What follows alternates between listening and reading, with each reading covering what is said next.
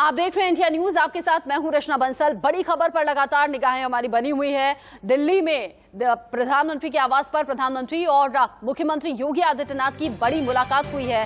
सवा घंटे तक बातचीत हुई और करीब सवा घंटे की बातचीत में 2022 को लेकर मंथन हुआ है। साथ ही मंत्रिमंडल विस्तार को लेकर भी बातचीत हुई है। जो अभी तक का अपडेट मिल रहा है वो ये कि कैसे सबको साथ लेकर चलना है, 2022 पे कैसे फोकस रहना है, इसको लेकर मुख्य तौर पर बातचीत हुई है। लेकिन अब का जो ताजा अपडेट है, प्रधानमंत्री से मिलने के बाद अब जेपी नड्डा के घर पहुंचे हैं मुख्यमंत्री योगी आदित्यनाथ और वहां जेपी नड्डा से मुलाकात होगी। 2022 की चर्चा यहां भी होगा, मौजूदा स्थिति पर भी बात होगी, कोरोना पर बात होगी, इंतजामों पर बात होगी, स्वास्थ्य व्यवस्था पर बात होगी और साथ ही साथ वैक्सीन को लेकर भी चर्चा संभव है। लेकिन फिर 2022 मेन मुद्दा इस मीटिंग का निकलकर सामने आ रहा है। दो तस्वीरें आपकी टीवी स्क्रीन पर बनी हुई हैं। एक तरफ उस दौरान की तस्वीरें हैं जब प्रधानमंत्री नरेंद्र मोदी और उत्तर प्रदेश के मुख्यमंत्री योगी आदित्यनाथ के बीच में मुलाकात हुई। ये मुलाकात करीब सवा घंटे से चली है और इस मुलाकात के ठीक बाद जेपी नड्डा के घर के लिए रवाना हो गए मुख्यमंत्री योगी आदित्यनाथ। अभी जेपी नड्डा के घर पर मौजूद हैं। जेपी नड्डा के साथ मुलाकात चल रही है। दोपहर 1:30 बजे का वक्त है। राष्ट्रपति से मुलाकात का वक्त मांगा था, 1:30 बजे का वक्त मिला है और राष्ट्रपति रामनाथ कोविंद से भी मुख्यमंत्री योगी आदित्यनाथ मुलाकात करेंगे। कल दोपहर 3:30 बजे के करीब मुख्यमंत्री लखनऊ से दिल्ली के लिए रवाना हुए और पहुंचे, हिंडन एयरबेस पर पहुंचे और उसके बाद गृह मंत्री अमित शाह से मिले। ये तस्वीर आपके टीवी स्क्रीन पर, सवा घंटे की मुलाकात इसी तरीके से हुई है, सोशल डिस्टेंसिंग के साथ, चेहरे पर मास्क लगा के, लेकिन गंभीर मुद्दों पर बात हुई है। इसी बीच अपडेट ये भी है कि दोपहर 1:30 बजे मुख्यमंत्री योगी आदित्यनाथ राष्ट्रपति रामनाथ कोविंद से मिलेंगे। दोपहर 1:30 बजे मुलाकात का वक्त है, लेकिन उससे ठीक पहले जेपी नड्डा से मुलाकात हो रही है। इसी बड़ी खबर पर मेरे दो सहयोगी मेरे साथ जुड़ गए हैं। दिल्ली से राहुल गौतम जो कि अपडेट हम तक पहुंचाएंगे, साथ ही लखनऊ से विजय मिश्रा बताएंगे कि आखिर कैसे अचानक ये प्रोग्राम बना, मंत्रिमंडल विस्तार को लेकर जानकारी क्या मिल रही है। लेकिन पहले राहुल, जेपी नड्डा के घर पहुंच चुके हैं, मुलाकात शुरू हो गई है।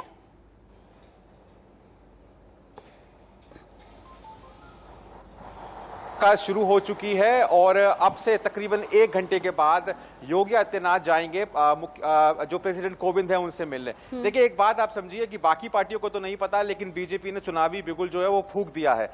कल भी दिल्ली और लखनऊ के अंदर बैठकों का दौर जारी रहा, आज भी बैठकों का दौर जारी है और साफ तौर पर एक मैसेज दिया जा रहा है कि जो बीजेपी है वो 2022 के लिए पूरी तरीके से तैयार है। जहां तक इस मीटिंग की बात की जाए जो जेपी नड्डा और योगी आदित्यनाथ के बीच में हो रही है, इस मीटिंग का जो एजेंडा है वो ये है कि जो अलायंस पार्टनर्स हैं बीजेपी के, चाहे वो अपना दल हो, चाहे वो निषाद पार्टी हो या अन्य जो छोटे छोटे दल हैं, उनको अपने साथ में साधे रखना है, उनको अपने साथ बनाए रखना है। क्योंकि कई जो अलायंस पार्टनर्स हैं उनका ये कंप्लेंट है कि उनको जो प्रॉमिस किया गया था वो पूरे नहीं किए गए हैं। इसी वजह से कैबिनेट रिशफल की बात जो है वो बार बार आ रही है ताकि इन लोगों को एडजस्ट किया जाए, इन लोगों को खुश किया जाए। इसके अलावा जो तमाम जातियों का समीकरण है उसको बैठाने की भी कोशिश हो रही है। कई ऐसी जातियां हैं जो कि बीजेपी को ट्रेडिशनली वोट करती रही हैं, फॉर एग्जांपल ब्राह्मण्स।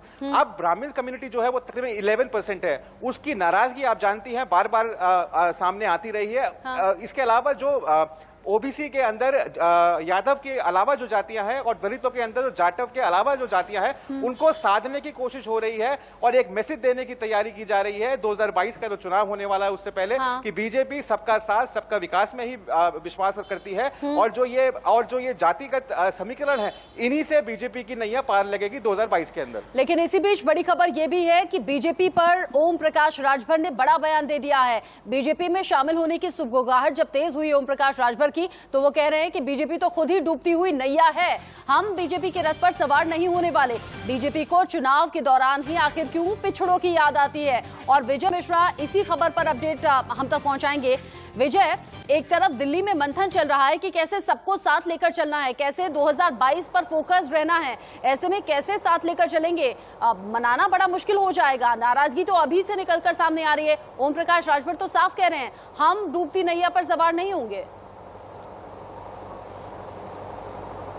बिल्कुल सही कहा रचना आपने, क्योंकि यहाँ पर जो राजनीतिक समीकरण बने हैं वो कहीं ना कहीं राजभर को साथ में लेकर के चलने के ही समीकरण के साथ में भाजपा के 2022 की नैया पार होते हुए दिख रही है। लेकिन यहाँ पर जो समीकरण बन रहे हैं वो कहीं ना कहीं भाजपा के पक्ष में बिल्कुल नहीं जा रहे हैं। मैं एक दो उदाहरण आपको दूंगा, क्योंकि जिस समय 2019 में राजभर ने पार्टी छोड़ी थी तो उसमें किसान बिल नहीं आया था, और इस तरह से टिकैत का इतना बड़ा जो आंदोलन लगातार चल रहा है वो पश्चिमी उत्तर प्रदेश में लगातार भाजपा को नुकसान पहुंचा रहा है, और पंचायत चुनाव के जरिए वो तस्वीर वहां से दिखनी शुरू हो गई है। हालांकि इसके अलावा अगर हम निषाद पार्टी की बात करें और अपना दल की बात करें तो इनसे भी 2 बड़े वादे किए गए थे, जिसमें कहा गया था कि आशीष पटेल को विधान परिषद के साथ साथ एक कैबिनेट मंत्रालय दिया जाएगा, जो 2 साल पहले का वादा था, और ये कहा जा रहा था कि 2 साल पहले ही ये कैबिनेट रिशफल हो जाना था। लेकिन मंत्रिमंडल विस्तार न होने की वजह से वो मामला भी यहाँ पर लटका हुआ है। संजय निषाद जो कि गोरखपुर से आते हैं, वो गोरखपुर पूरे परिक्षेत्र से हैं और लगातार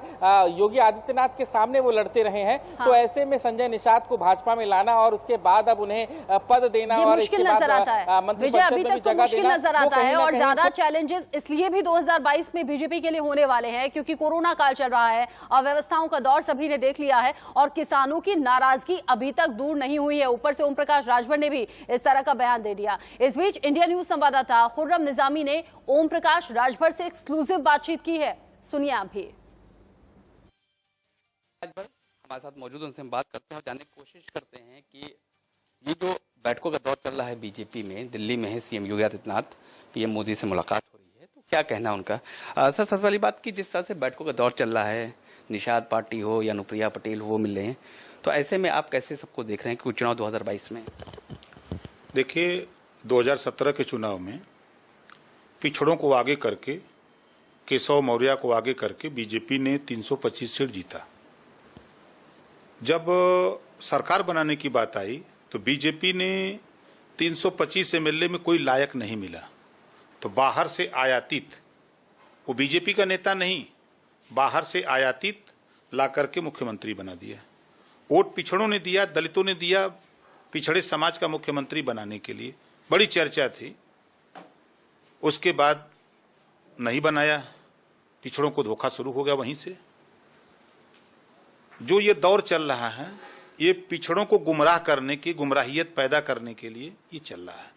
कुछ नहीं होगा, आप देख लीजिएगा, मुख्यमंत्री वही रहेंगे, आपके अनिल शर्मा जी शामिल हो जाएंगे और सब वही रहेगा। ये पिछड़े समाज के जो नेता हैं उसमें अब जैसे 2 साल अनुप्रिया जी को मिनिस्टर नहीं बनाया गया, अब चुनाव 22 का है, उनको बना देंगे। उत्तर प्रदेश में जो उनकी डिमांड होगी कर देंगे, और जो सहयोगी दल के लोग हैं उनको भी दे देंगे। जरूरत पड़ेगी तो झुनझुना थमा देंगे। लेकिन जब 69,000 शिक्षक भर्ती का घोटाला होता है तो ना बीजेपी के प्रदेश अध्यक्ष बैकवर्ड हैं, पिछड़े समाज के हैं, ना उनकी बोलती जबान खुलती है, और ना डिप्टी सीएम बैकवर्ड जो हैं उनकी जबान खुलती है, या पिछड़े समाज के चाहे चौहान हो, चाहे मौर्य हो, चाहे वहाँ बिंद हो, निषाद हो, जो भी जाति का वहाँ नेता मंत्री है उसकी जबान नहीं खुलती है। फिर वही काम शुरू करने जा रहे हैं पिछड़ों को धोखा देने के लिए। अभी बांदा में आपने देखा, कृषि विभाग में 15 नियुक्ति हुई, 11 ठाकुर हो गया, 27% आरक्षण पिछड़ों का कहाँ गया? लेकिन सर, बात तो ये हो रही है कि अगर आपके पास कोई प्रपोजल आता है बीजेपी की तरफ से शामिल होने के लिए दोबारा, तो क्या आप उस पर विचार करेंगे? देखिए, बीजेपी डूबती हुई नैया है। बीजेपी माने भारतीय झूठ पार्टी। 15 लाख का वादा, 2 करोड़ नौकरी देने का वादा, महंगाई कम करने का वादा, ये तीनों में से एक बता दें हुआ हो? ना तो 15 लाख मिला, ना तो महंगाई। 2 शतक सरसों का तेल लगा दिया, पेट्रोल 1 शतक लगा दिया। आप जाएंगे अगर आपको प्रपोजल आता है तो? डूबती हुई नैया पर कोई बैठेगा? ये भारतीय जनता पार्टी उत्तर प्रदेश से अब इसकी विदाई होनी है। आप देख रहे हैं ना, अंदर खाने में बीजेपी के जो ड्रामा चल रहा है, पिछड़ों को गुमराह करके अपने साथ लेने की खाली कवायद है और कुछ है नहीं। इनके पास वोट कहाँ है? बनिया नाराज है, छात्र नाराज है, व्यापारी नाराज है, तमाम जातियां नाराज हैं, लोग महंगाई से परेशान हैं, थाने पर हालत खराब है कि बीजेपी के कार्यकर्ता पीटे जा रहे हैं, विधायक की बात नहीं सुनी जा रही है, सांसद विधायक थाने पर धरना दे रहे हैं, मंत्री की बात नहीं सुनी जा रही है। सारे रिपोर्ट तैयार किया गया। BL संतोष जी यहाँ थे, उसके बाद जो यूपी के बीजेपी प्रभारी हैं राधा मोहन सिंह, वो यहाँ पर आए थे, सबसे बात की थी, मुलाकात की थी, मंत्रियों से भी बात की थी, उनसे पूरा रिपोर्ट कार्ड लेकर गए हैं। तो ऐसे में आप मौजूदा सरकार को कहाँ पाते हैं और क्या लगता है कि जो बैठकों का दौर चल रहा है इसका नतीजा क्या निकल सकता है? कि इसका नतीजा साफ साफ है।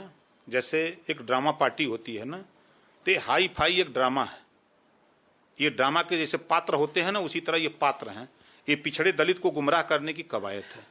ना तो मुख्यमंत्री बदला जाएगा, ना कोई फेरबदल होने वाला है। कुछ पिछड़े समाज के नेताओं को झुंझुना थमा दिया जाएगा। क्या झुंझुना?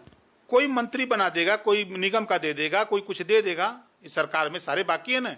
आपने देखा लोकसभा चुनाव जब ज्यों नजदीक आया त्यों इन्होंने झुंझुना थमाना शुरू किया। उसी तरह 22 का चुनाव आ रहा है तो महीना 2 महीना में झुंझुना थमा देंगे। अब वो खुश हो जाएंगे, जाके अपने अपने बिरादरी में वो झुंझुना बजाएंगे कि हमको तो झुंझुना मिल गया है, समाज का एकदम सम्मान हो गया। लेकिन 1700 थाने, 75 जिले, 18 कमिश्नरी, 826 ब्लॉक, हिस्सेदारी की बात किसी पिछड़े नेता जो बीजेपी में हैं, किसी पिछड़े नेता की जबान नहीं खुलती है। ये गांधी जी के 3 बंदर बंद करके ये सब बैठे हुए लोग हैं। ये फिर वोट दिलाने के लिए ये ड्रामा हो रहा है। पिछड़ों को गुमराह किया जा रहा है, दलितों को गुमराह किया जा रहा है। यानी कि स्ट्रेटजी बनाई जा रही किस तरह से 22 को दोबारा जीता जाए भारतीय जनता पार्टी द्वारा। उसका वही मकसद है। सब देखिएगा, पात्र वही होंगे जो 17 के पात्र हैं ना, 22 के भी पात्र वही होंगे। फर्क इतना है कि ड्रामा चल रहा है कि उसमें प्रकाश राजभर कहाँ होंगे? ओम प्रकाश राजभर भागीदारी संकल्प मोर्चा बनाए हैं और भागीदारी संकल्प मोर्चा में हम लोग घरेलू बिजली का बिल माफ करने के लिए, हम लोग समान अनिवार्य। और कोई बात हुई बीजेपी सर आपकी जब से हम छोड़े हैं? अच्छा ये बताइए, जब कोई किसी पत्नी को छोड़ देता है, तलाक हो गया, तो फिर दोबारा रखता है कहाँ? तलाक किसने दिया? आपने दिया है, बीजेपी ने दिया? हमने दिया है। आपने देखा संसदीय कार्य मंत्री सदन में, विधानसभा के अंदर उन्होंने बोला, उन्होंने खुद कहा कि मैंने नहीं छोड़ा है, ओम प्रकाश राजभर ने छोड़ा है। बोला था कि नहीं बोला था? हम इस्तीफा पहले दे दिए थे। वीडियो जर्नलिस्ट रोहित के साथ खुर्रम निजामी, इंडिया न्यूज, लखनऊ। 2022 की तैयारियों को देखते हुए एक तरफ दिल्ली में मंथन चल रहा है कि छोटे छोटे दलों के साथ अलायंस करना है, कैसे सबको साथ लेकर चलना है, कैसे पिछड़ों को मनाना है, कैसे दलितों का ख्याल रखना है, कैसे ब्राह्मणों को लुभाना है। लेकिन इस बीच ओम प्रकाश राजभर ने इन सभी सुखबुगाहट पर विराम लगा दिया है। कह रहे हैं कि जब हम साथ छोड़ चुके हैं तो दोबारा साथ नहीं अपनाएंगे। बीजेपी तो डूबती हुई नैया है, हम डूबती नैया पर सवार नहीं होंगे। साथ ही एक बड़ा आरोप लगा दिया, कहा कि चुनाव के वक्त ही सिर्फ पिछड़ों की याद आती है बीजेपी को। ये बीजेपी की पहले से फितरत रही है, लेकिन हम बीजेपी के साथ हाथ मिलाने वाले हैं नहीं। और भी तमाम बड़ी बातें कही, लेकिन इस इंटरव्यू के बाद इतना क्लियर हो चुका है कि ओम प्रकाश राजभर फिलहाल बीजेपी के साथ नहीं जाने वाले हैं। हालांकि राजनीति में सब कुछ संभव है, आगे भविष्य में जो कुछ होगा उस पर भी निगाह हमारी बनी रहेंगी। एक तरफ दिल्ली में मंथन चल रहा है, जेपी नड्डा के घर मुख्यमंत्री योगी आदित्यनाथ पहुंचे हुए हैं। मीटिंग से निकलकर क्या कुछ आएगा सबसे पहले आप जानेंगे। 1.25 घंटे पीएम के साथ मिल चुके हैं मुख्यमंत्री योगी आदित्यनाथ। कल गृह मंत्री अमित शाह से, जो कि रणनीतिकार है बीजेपी के, उनसे मुलाकात हुई। इन सभी मुलाकातों का लब्बो-लुआब क्या निकल कर आता है, क्या कुछ बड़े एजेंडे पर बात हो रही है, शाम तक खबर क्लियर हो जाएगी। जैसे ही अपडेट हम तक पहुंचेगा आप तक हम सबसे पहले पहुंचाएंगे। फिलहाल वक्त हेडलाइन। यूपी की सियासत के बीच बड़ी खबर इस वक्त बंगाल से है। बंगाल में बीजेपी को बड़ा झटका लग सकता है, क्योंकि खबर यह कि फिर से टीएमसी में शामिल हो सकते हैं मुकुल रॉय।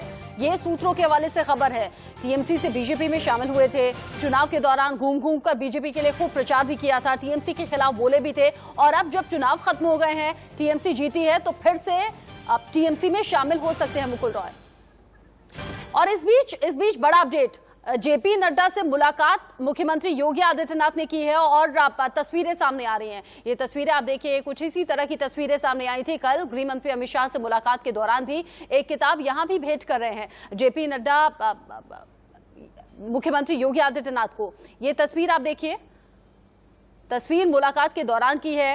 अब चेहरे पर मास्क हालांकि जेपी नड्डा के नहीं है, मुख्यमंत्री योगी आदित्यनाथ ने मास्क लगाया हुआ है।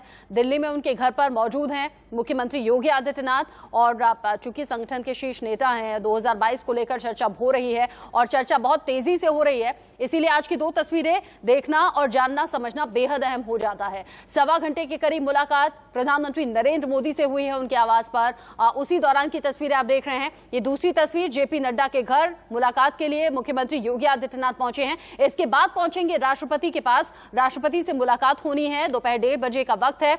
इन्हीं तस्वीरों के साथ छोटा सा ब्रेक, बड़ी खबर पर निगाह इंडिया न्यूज की बनी हुई है।